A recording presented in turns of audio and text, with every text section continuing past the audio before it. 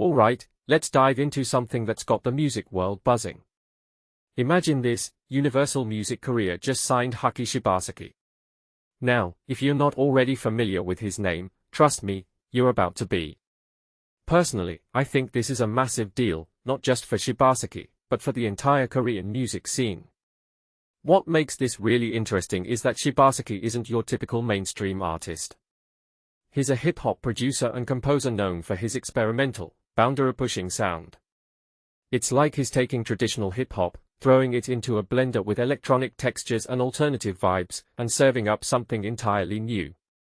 From my perspective, this signing is a clear signal that UMK is doubling down on artists who aren't afraid to challenge the status quo. Now, let's talk about why this matters. South Korea's music industry is a powerhouse, sitting comfortably in the global top 10. But what many people don't realize is that it's not just K-pop driving this success. The hip-hop scene is exploding, and Shibaseki is at the forefront of that movement. His collaborations with artists like E SENS and B-Free have already cemented his place as a visionary. What this really suggests is that UMK is betting big on the fusion of underground hip-hop and international appeal. If you take a step back and think about it, this could be the next big wave in global music. One thing that immediately stands out is UMK's roster. They've got Ding, Occasion, and now Shibaseki, artists who are redefining genres. In my opinion, this isn't just about signing talent, it's about curating a movement. UMK is positioning itself as the home for artists who are pushing boundaries. What makes this even more fascinating is the timing. With Billboard Korea launching new charts to spotlight K-music, the industry is clearly ready to showcase its diversity. Shibaseki's signing feels like a strategic move to capitalize on this momentum. A detail I find fascinating is how Shibaseki's style is described, sonically adventurous and emotionally resonant. That's not just PR talk, it's a perfect way to capture what he brings to the table. His music isn't just about beats, it's about storytelling, about creating an experience.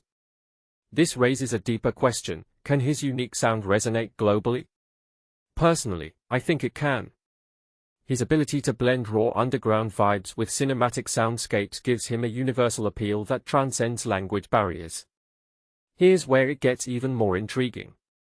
UMK isn't just signing Shibaseki for his current work, they're investing in his future.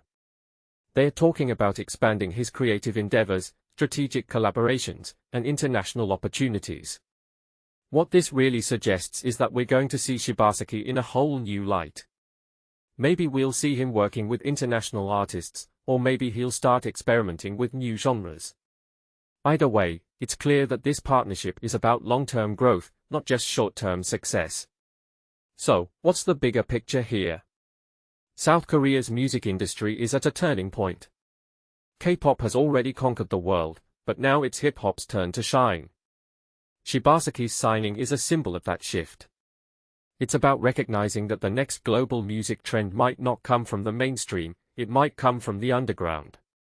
And if there's one thing I've learned about the music industry, it's that the most exciting moments happen when artists and labels take risks.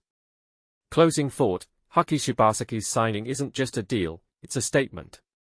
It's UMK saying, we believe in the power of innovation, and we're here to champion it.